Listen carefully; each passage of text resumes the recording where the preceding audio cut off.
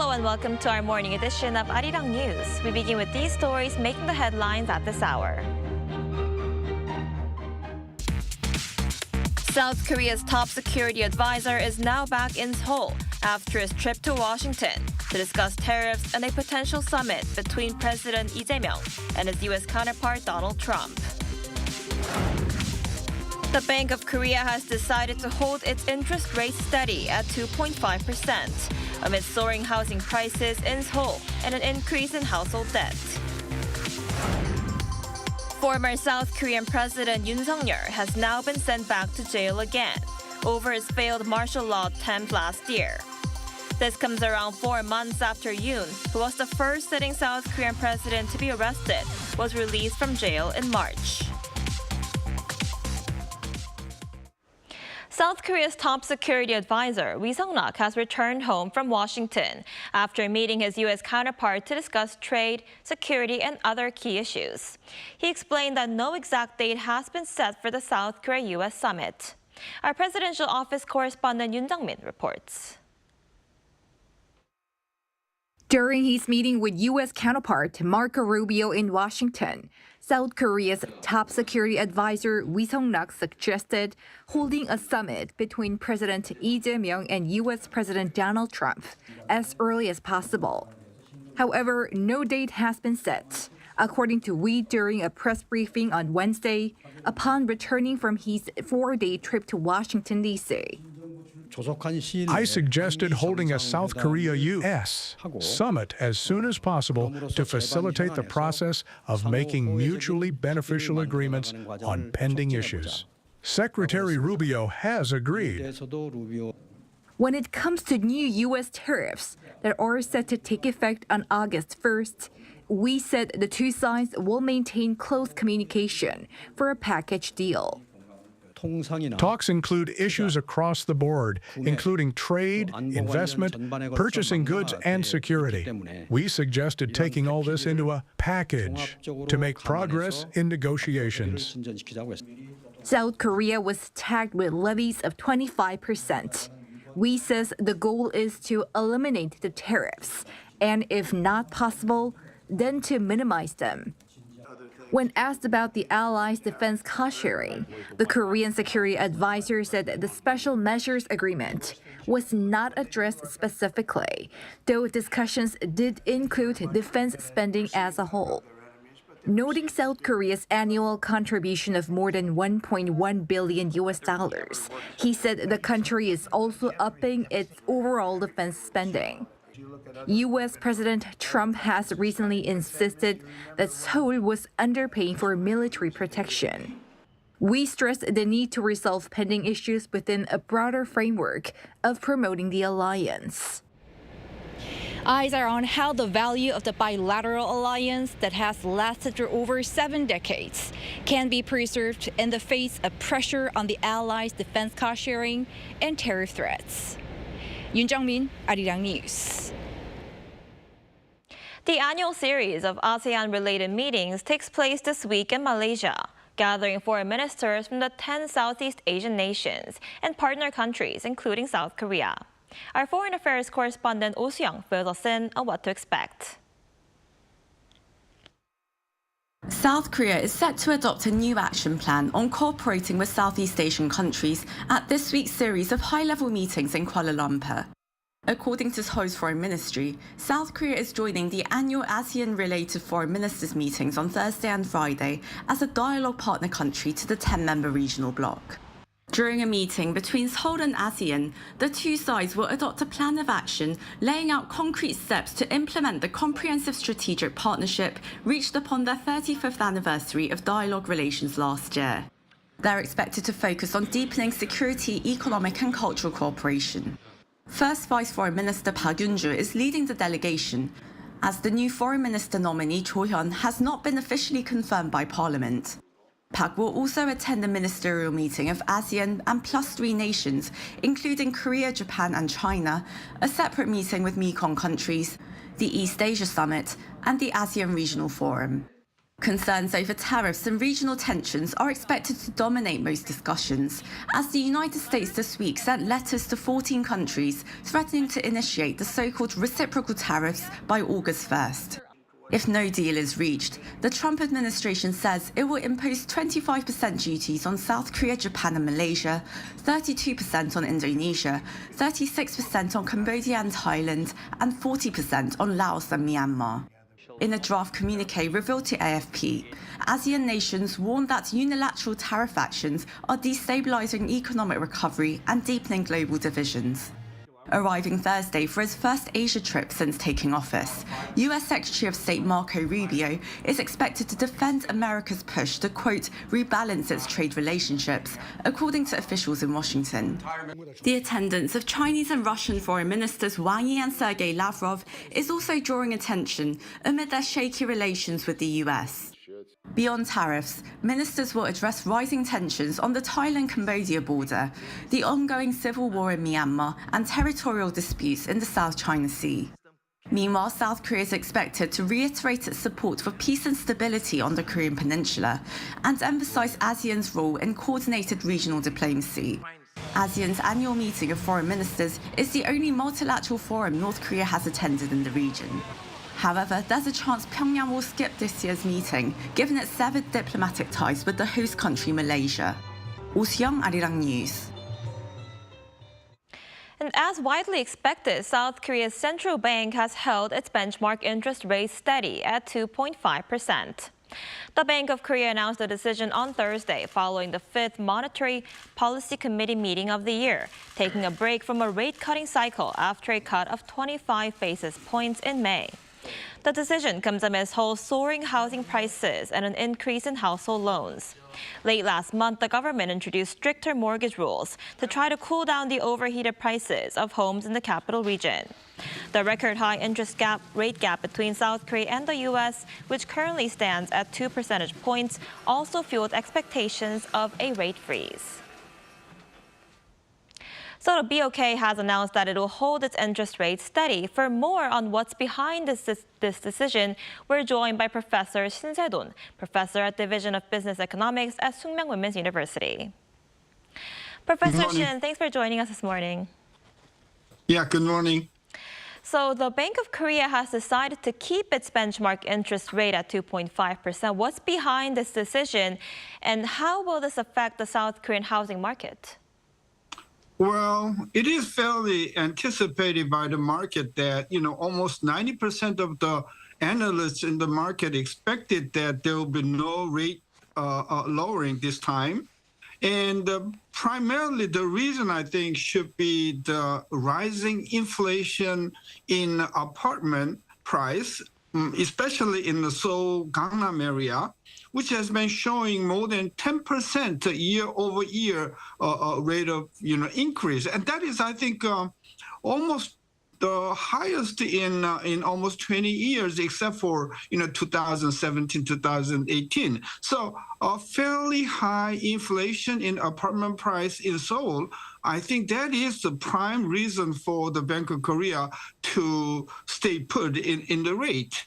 And to the question whether the rate will be cut in the near future, that I think depends upon the future course of price of apartment, especially in the Seoul area.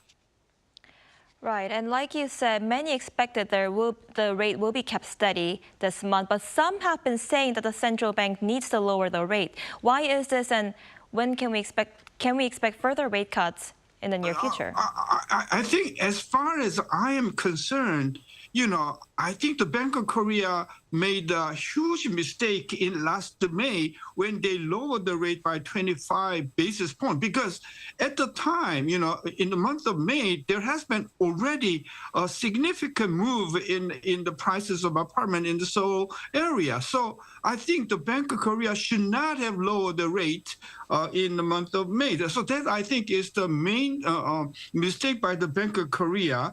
And therefore, as long as current situation in the price of inflation in the apartment price continues, there's very little room for the Bank of Korea to lower the rate either in August or in September. So I think the future course of interest rate depends upon the price of apartment prices and so, and we have to look at what kind of measures, other measures like more supply in the area, and also a lot of regulations regarding apartment loans, whether that could be successful in cooling down the price. In that case, I think, when the other measures are successful in cooling down the prices of apartments in this area, I think there is a room for the Bank of Korea to lower the rate down the road in 2025. But for me, I think it is pretty not sure because already interest rate is too low. 2.5% is about 200 basis points lower than the United States. I think it's pretty low, and there's a lot of significant kind of a factor, causing the inflation in the apartment price to rise in the future. I see. And U.S. tariffs are another very important factor in shaping the South Korean economy. So with the Trump administration threatening to impose 25% tariffs on South Korean goods, this is expected to significantly impact the Korean companies and the economy, right? Oh, yeah. It is a formidable tariff, 25% tariff. I think it's historically high for Korean exports in major peacetime Korean history. I think in my calculation, it could reduce export to the United States by 1/4, which is about between $30 and $40 billion, which is about the 5% of total Korean export to the world. And if U.S. our export to the United States fall by $300 billion, that amounts to 2.5 percentage point in economic growth for Korea. So I think that's a pretty significant impact for Korean economic growth, as well as the revenue making from export revenues. Right. And talks on next year's minimum wage are underway right now, and it looks like it will be finalized today. How is this likely to affect the domestic economy? Well, at the start, the gap between the labor and the management has been so huge. So it was almost, kind of threatening, for the deal making in the minimum wage. But fortunately, after 12, round of negotiations, the gap has been lowered between 10,440 and 10,210. So the gap is about 201, and I think the settlement could be reached in between, 440 and 210. So that amounts to 10,300, in which case the rate of increase in the minimum wage will be about a little more than 2%. And if the minimum wage is increased by a little more than 2%, I think that is sustainable on both sides. Of course, there should be a lot of complaints in the labor side, but as far as management is concerned, about 2 percentage point increase in the minimum wage is well within in the scope that they could manage. So I think it is pretty fortunate for this government to be able to settle in between, 10,440 and 10,210, which is pretty good for Korean economy in near future. I see. All right. We'll have to see how it goes. Professor Shin, thank you so much for your insight today. We appreciate it. My pleasure. The world's largest cryptocurrency by market cap, Bitcoin, hit a new all-time high on Wednesday. According to U.S.-based virtual currency exchange Coinbase, the price of a single Bitcoin was trading at $112,055 at 3:55 p.m. Eastern Standard Time, up over 3% from 24 hours prior. It marks the first time the cryptocurrency surpassed the 112,000 mark, shattering the previous high of $11,900 set on May 22nd.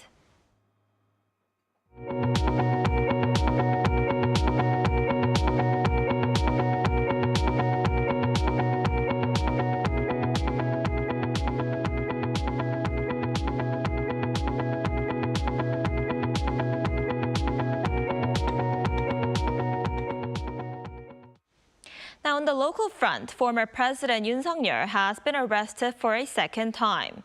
This is the first time in history that a former or current president in South Korea has been rearrested. Our Choi Soo-young reports. Former South Korean President Yoon Suk-yeol has been arrested again.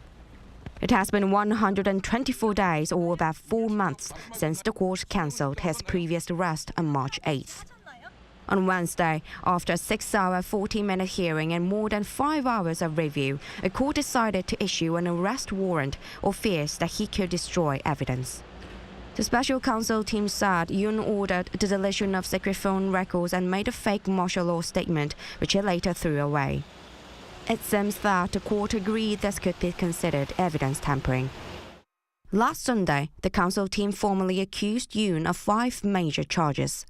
Those charges are that, on December 3rd last year, Yoon held a partial cabinet meeting to simulate approval for martial law, that he wrote a false martial law statement and later destroyed it, that he spread false information to foreign media, that he ordered the deletion of secure phone records, and that he used the Presidential Security Service to stop the police from arresting him. The special counsel team is now allowed to hold Yoon in custody for up to 20 days for investigation. Yoon is being held at Seoul Detention Center. All his presidential-level security has been revoked. He will undergo the same procedures as regular inmates and will be placed in a solidarity cell. There's no air conditioning and electric fans are restricted to limited hours. The investigation now shifts focus on foreign aggression crime charges. Yoon is accused of trying to provoke North Korea by sending a drone to Pyongyang to justify declaring martial law. Unconfirmed testimony from military sources claim the president gave a direct order to send a drone into North Korea. However, due to military secrets laws, specific details have not yet been revealed. Choi Soo-young, Arirang News. Samsung Electronics unveiled its latest generation of its Galaxy Z series smartphones. At the Galaxy Unpacked 2025, the Korean company introduced its slimmest and lightest foldable phone to date. Our Lee Seung-jae takes a look. The summer edition of Galaxy Unpacked 2025 was held in New York City on Wednesday, with expectations high over Samsung Electronics' latest releases. There, Samsung Electronics unveiled the latest generation of its Galaxy Z series smartphones, showcasing the company's slimmest and lightest foldable smartphones to date with their Galaxy Z Fold 7 and Galaxy Z Flip 7. Along with its new physical features, the company says the new smartphone comes with an upgraded camera and artificial intelligence capabilities. Galaxy Z Fold 7 and Z Flip 7 represent the pinnacle of our innovation. Galaxy AI has become your very own human-like AI companion, elevating the way you connect, create, and live every single day. Samsung says the Galaxy Z Fold 7 is the thinnest and lightest model in the latest Z series. The phone measures just 8.9 millimeters when folded and 4.2 millimeters when unfolded. It weighs just 215 grams, making it even lighter than the Galaxy S25 Ultra, launched in January. Despite a reduction in size and weight, the Galaxy Z Fold 7 features a 6.5-inch external display and an 8-inch main display, with the inner display 11% larger than the previous model. It's also equipped with a 20-megapixel wide-angle camera, with Samsung improving its AI capabilities by enhancing cooperation with external partners like Google. Meanwhile, the clamshell-style Galaxy Z Flip 7 upgraded its display with slightly larger screens than its previous model and a slimmer and lighter build. And for those at the event, it was a chance to see how Samsung Electronics continues to improve in the competitive mobile phone industry. I was very excited to come here today and see the unpack of the new Galaxy Flip 7. I'm very surprised by how elegant it looks. It's very lightweight, it's it's pocketability, and I'm most impressed about AI assistant. It is going to be very helpful in my everyday life. Samsung also unveiled its latest Galaxy Watch 8. According to Samsung Electronics, the new Galaxy Fold and Flip models will officially launch worldwide on July 25th. 이승재, Arirang News.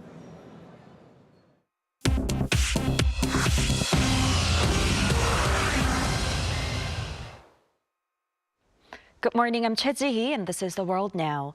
The Houthi rebel group in Yemen said it has sunk a Greek-operated cargo ship in the Red Sea, killing at least 4 people.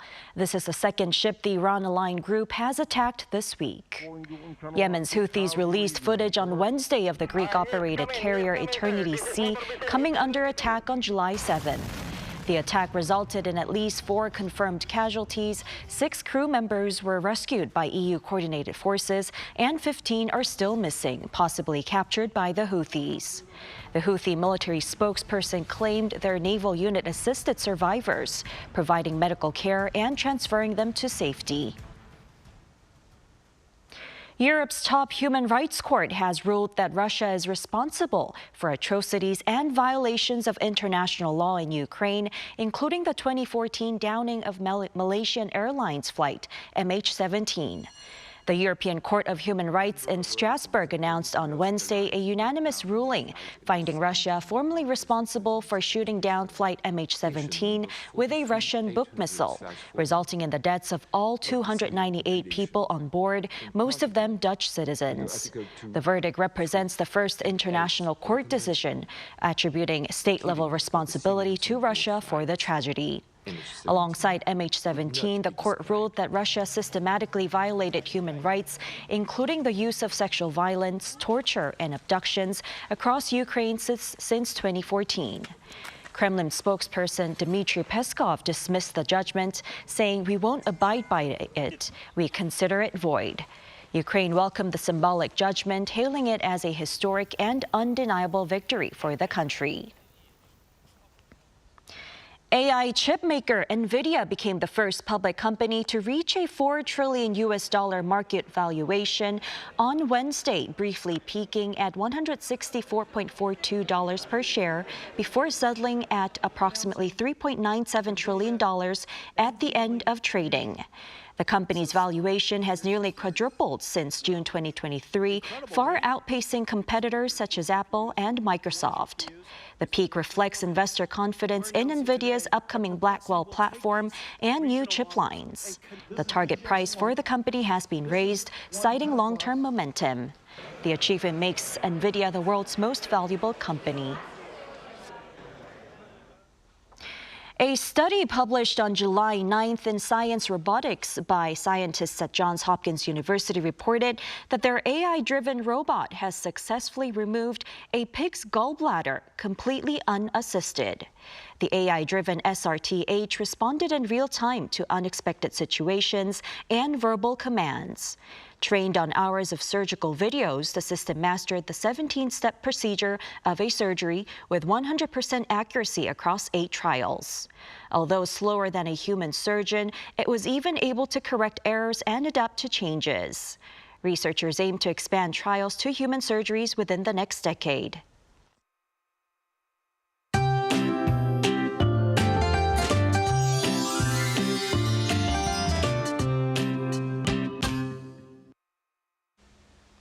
How are you holding up in this extreme heat? Heat wave warnings remain in place for western regions today, with intense heat continuing with widespread tropical nights.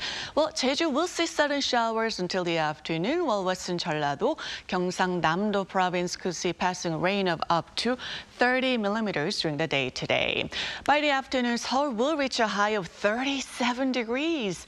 Daegu, Gwangju will be topping out at 32 and 35 degrees Celsius respectively under sunny skies in most parts of Korea. The risk of heat-related illnesses is extremely high. Please reduce outdoor activities and make sure to drink plenty of water. Sorry for international travelers visiting the western parts of Korea. Go to the eastern regions for the rest of your trip if you can. Searing heat is forecast to bake western regions, including here in Seoul, day and night through the middle of next week. Meanwhile, Jeju Island is expected to receive rain from tomorrow into Sunday.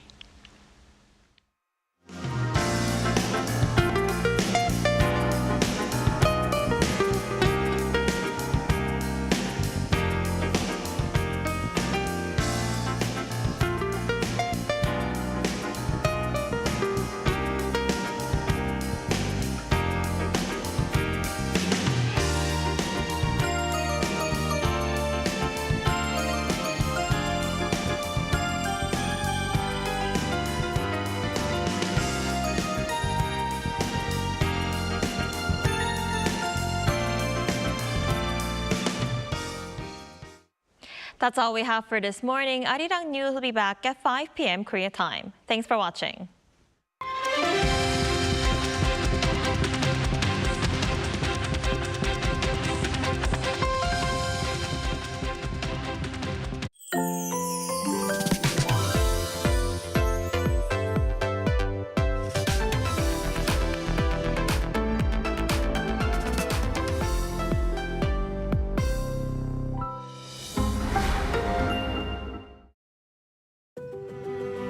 도시는 세계와 연결되어 문화를 창조했고 새로운 것을 받아들였다. 자유, 융합, 국제성, 다양성, 포용, 개발. 과거와 현재, 미래가 어우르는 경주에서 신라의 정신과 에이펙 2025를 만납니다.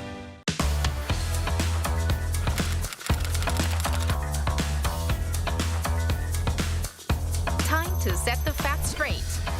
Get Korea right.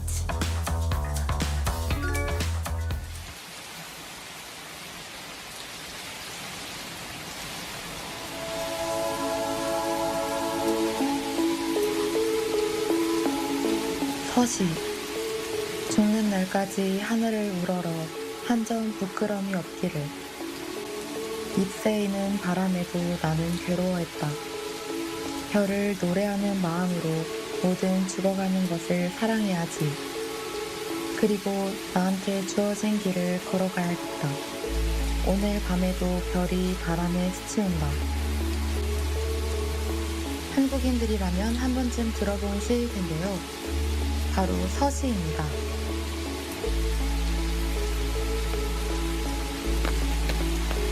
이 시를 쓴 주인공, 바로 윤동주 시인입니다.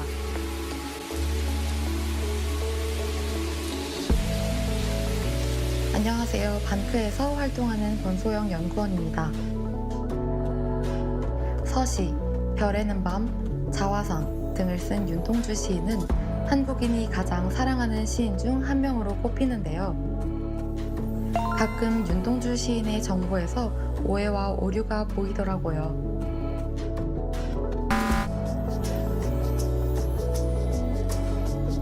제가 윤동주 시인에 대한 제대로 된 정보를 알려드릴게요. 대일항쟁기였던 1917년에 태어난 윤동주는 평생 한국어로만 시를 쓰며 민족의 아픔을 위로했던 시인이에요. 폭넓게 세상을 접하고 더 많은 것을 배우기 위해 일본 유학을 떠났던 윤동주는 1943년 7월 한국인 유학생들을 대상으로 민족 문화와 독립 정신을 고취시켰다는 혐의로 일본 경찰에 체포됐습니다. 1945년 2월 윤동주는 28세의 나이로 후쿠오카 형무소에서 숨을 거뒀는데요.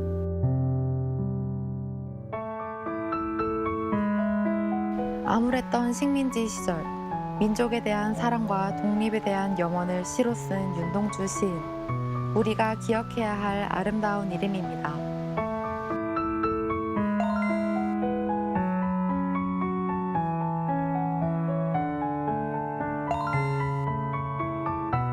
한국 바로 알리기. 여러분도 함께 해주세요.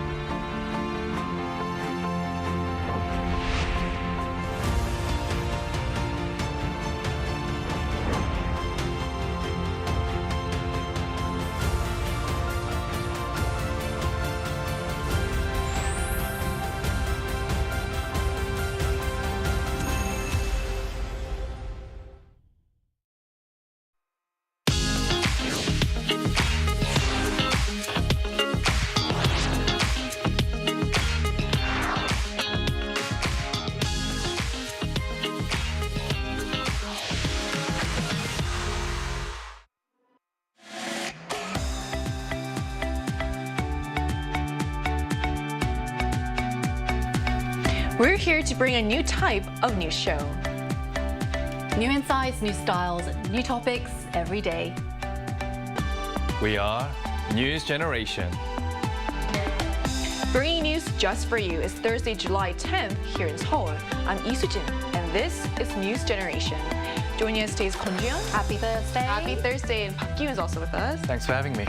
And both are here to speak on behalf of people in their 20s and 30s.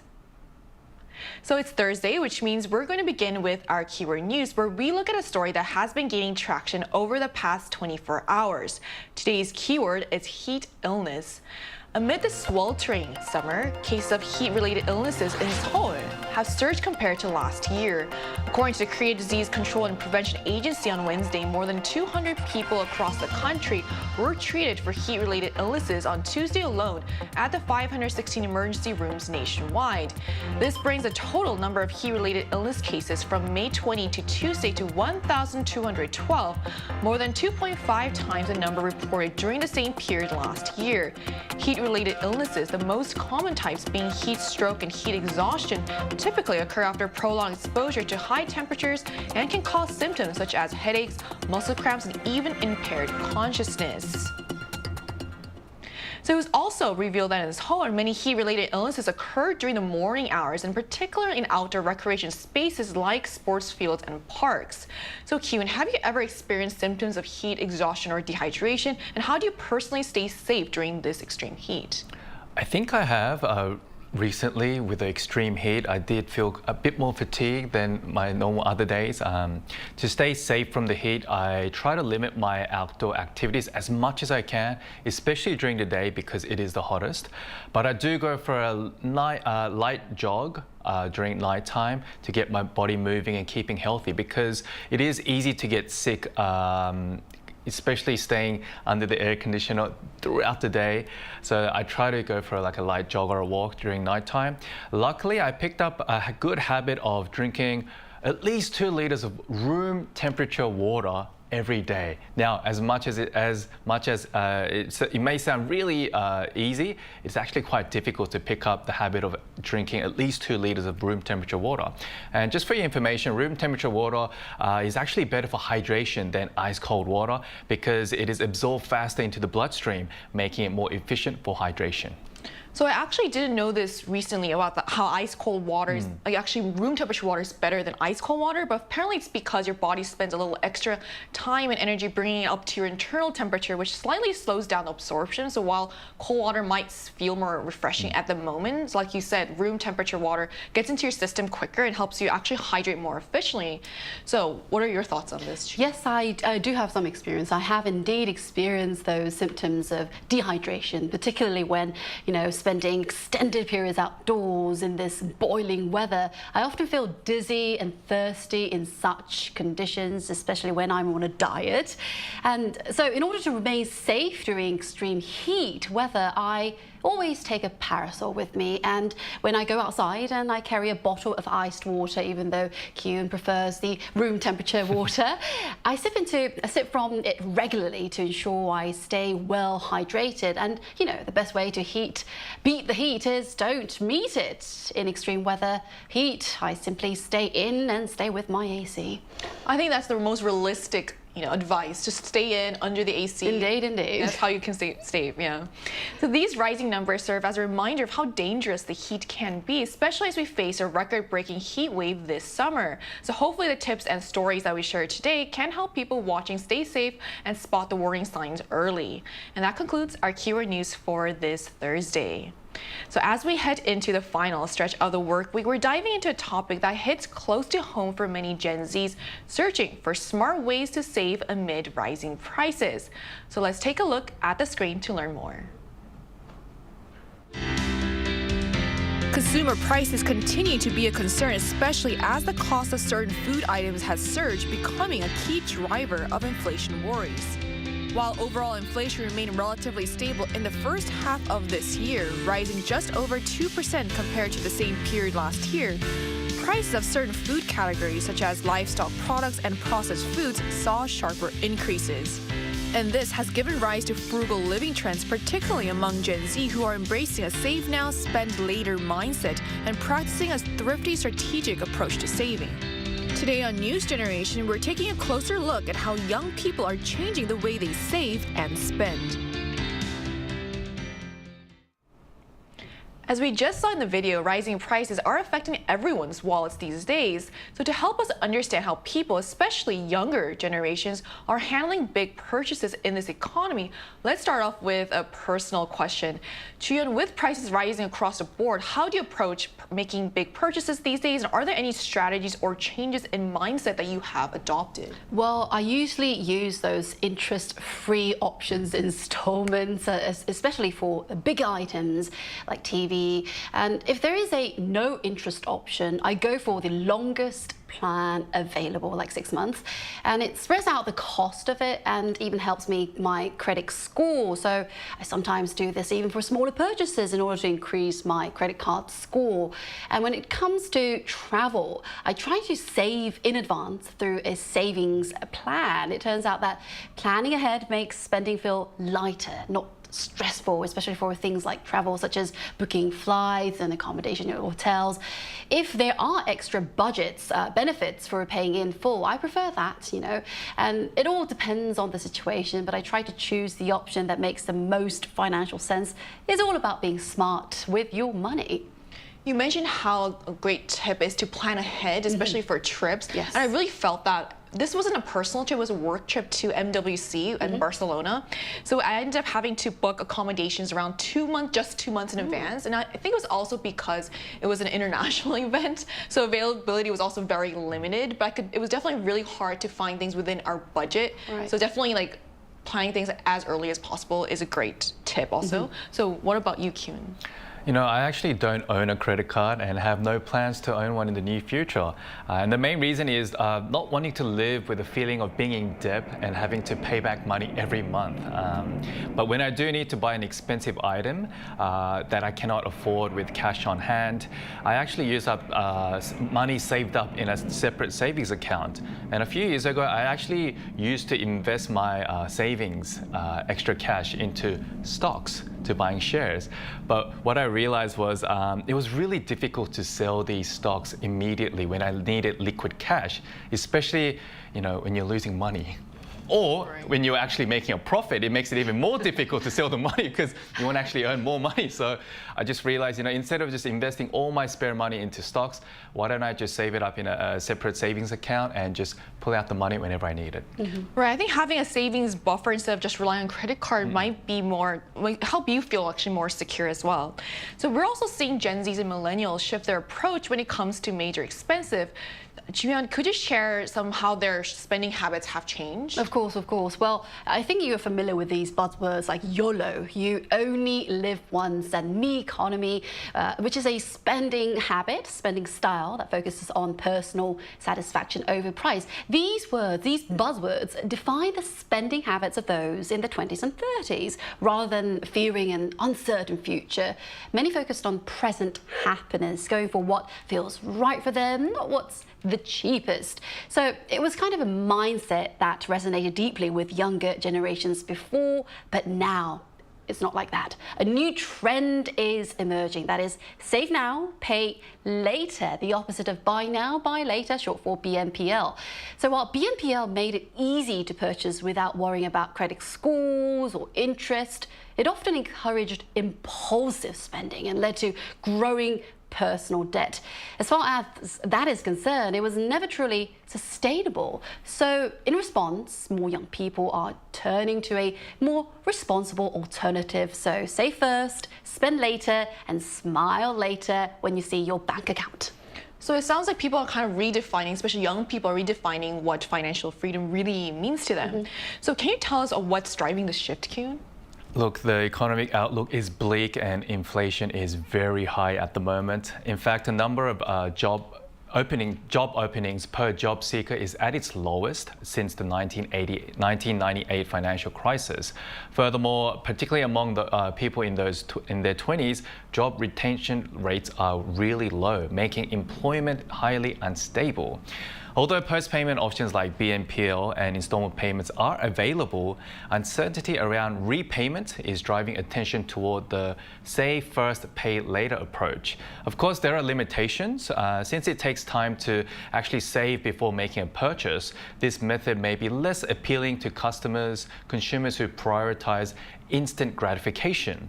Additionally, prices may rise during the saving period, making the eventual purchase even more expensive in the end.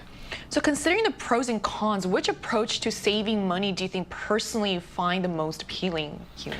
I guess for people in their 20s and 30s, save first, pay later approach seems like the more appropriate way to actually save and spend money compared to the older age group. The younger people obviously have a relatively lower income and financial limitations, so it's wise to spend within your capabilities by gaining a better understanding of how you're spending your money and also managing your spending habits because we need that kind of experience. So right now, impulsive buying is something that's very common among the younger people because we have less experience and we want instant satisfaction and gratification. But we later realize, oh no, I cannot pay back.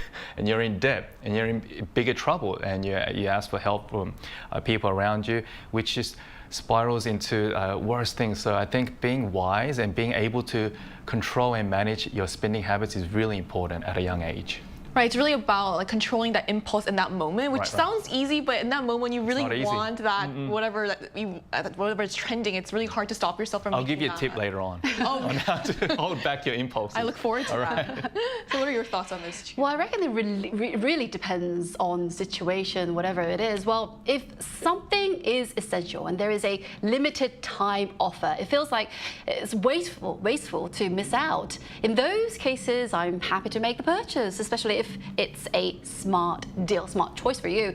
But at the same time, I do value planning ahead and saving when I can. As I mentioned before, it's almost time to admit that being prepared doesn't mean missing out something. So for me, it's about finding the right balance between being practical and being prepared. You're not being stingy, you are being strategic this time.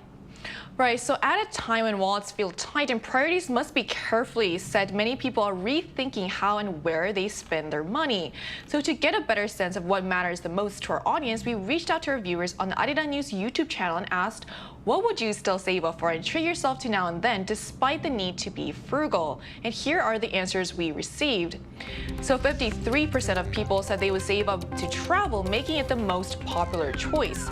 Hobbies came next at 22%, followed by culinary treats like dining out or special meals at 16%.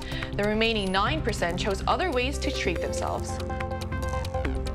So it's clear that even with limited budgets, people are still carving out room for things that bring them joy or meaning. Chuyeon, what are some of the key changes we're seeing in the everyday spending habits of millennials and Gen Zs, though? Well, we are certainly seeing some clear shift at this time. Gen Z consumers are now focusing on low prices for everyday essentials and turning away from luxury items. In fact, last year, department store spending by people in their 20s and 30s dropped by 5.6%. Meanwhile, spending at discount shops like Daiso rose by 12%, and budget cafes also saw an increase. It shows that people now care more about practical things. Everyday spending and luxury is no longer top of mind. It's all about smart saving and value for money now. Right, I can also relate to that too, because stores like Daiso, they've offered it seems like the same types of things at a cheaper price. For example, they've started selling like vitamins as well, and usually vitamins are really expensive too. So I think that's why people are turning to those more cheaper options. That's right. Especially when things feel really expensive. But that doesn't mean younger generations have completely stopped treating themselves. So what does treating yourself look like for Gen Z and millennials these days, Kyun? So it is said that the trend of fandom spending is growing stronger among millennials and Gen Zs. What I mean by fandom is basically it means a community of fans who are deeply devoted to a person, a group, subject, or any form of entertainment. So occasionally young people rewarding themselves with purchases regardless of the price while spending the bare minimum on a daily basis is bringing optimal satisfaction and sustainable consumption behavior among youngsters. So this is called fandom spending. So this is why I feel like this fandom culture is also taking off, because for these people, it's still really expensive. So especially for people like who are trying to cut down spending for like fandom culture, they still are spending a lot. So that's interesting too. So to hear more about today's spending trends, we'll be speaking with a business professor. And that's coming out right after the break, so stay tuned.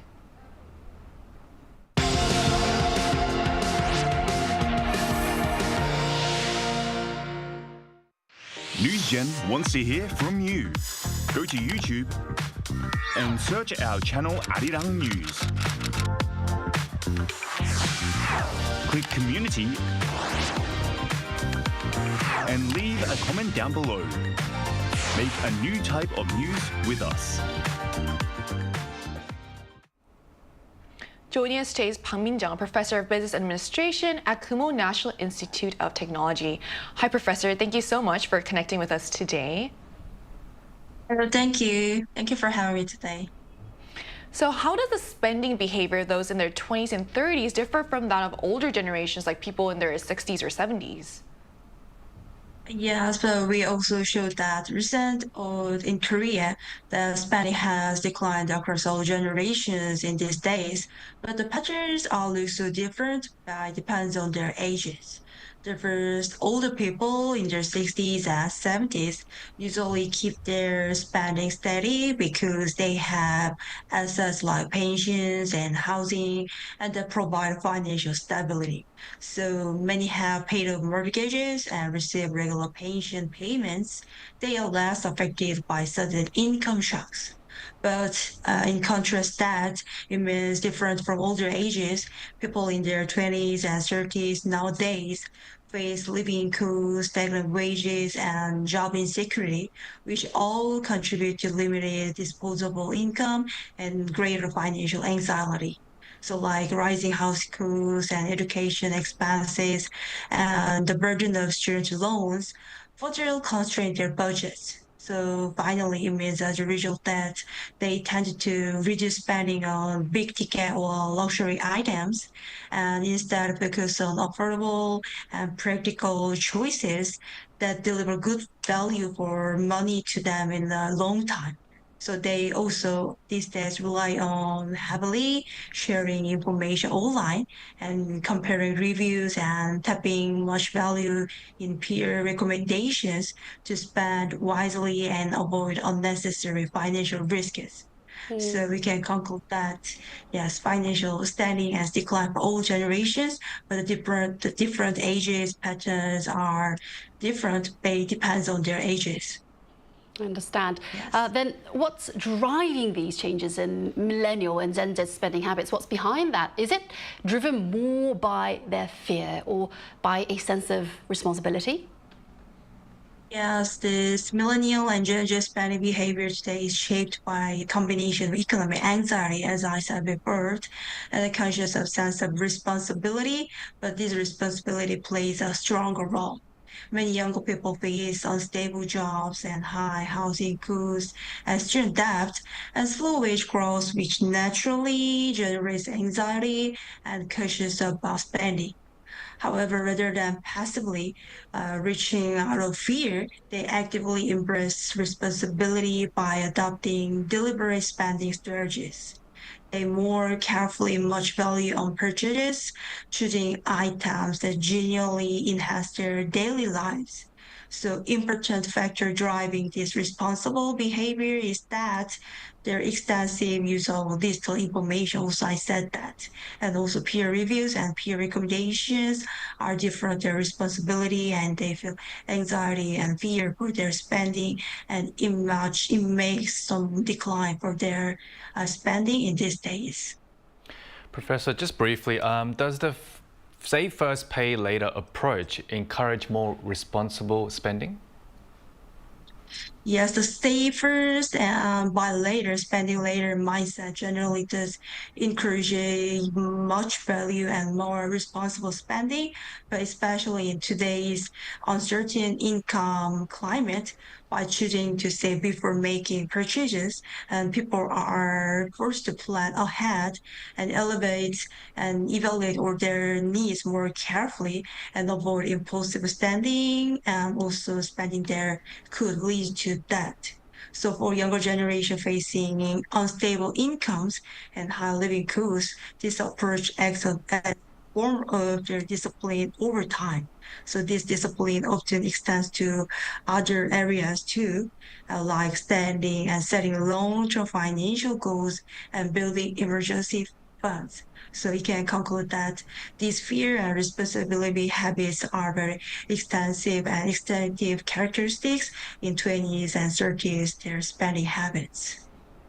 I see. Thank you so much for sharing your insight with us today, Professor. Yes, thank you. Thank you. So we just heard from a professor of business who gave us some insights into how young people are adjusting their spending habits in response to rising prices and shifting priorities.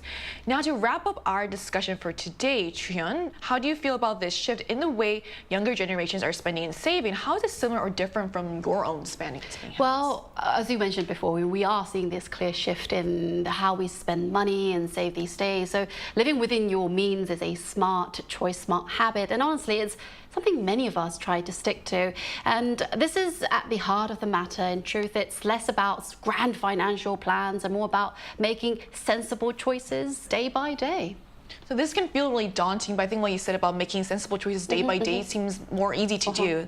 What are your thoughts on this, Q? One tip I would like to share is to add all the things you want into a shopping cart and leave it for about 2 or 3 weeks. And during those 2-3 weeks, think about all the reasons why you actually need these items. And you'll come to realize that eventually you don't actually need any of those items because you've realized that they are wants, not needs. So being able to differentiate what you need and what you want will help you become a smarter consumer. Right, that sounds hard to do, but I think that is a very good tip as well. Practical tip. Very practical, yes. So as prices continue to rise while salaries feel stagnant, it's clear that younger generations aren't just tightening their belts, they're redefining what it means to spend with intention and purpose. So whether it's saving for travel, small indulgences, or simply peace of mind, the shift isn't just about cutting back, it looks like it's about spending with purpose. So this brings us to the end of today's episode of News Generation, but News Gen will be back tomorrow at 10:30 a.m. Korea time. Big thanks to Chuyeon. Thank you for having me. And Hyun. Always a pleasure. For joining us today, and to all our viewers, thanks for watching, and we hope you have the best day. We are News Generation.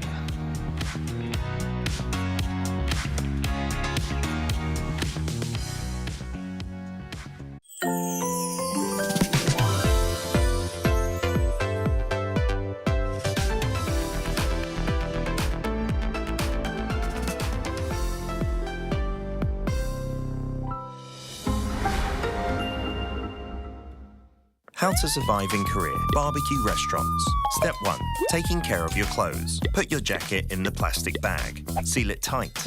If the stool flips open, store your clothes inside. Wearing light colors? Grab an apron.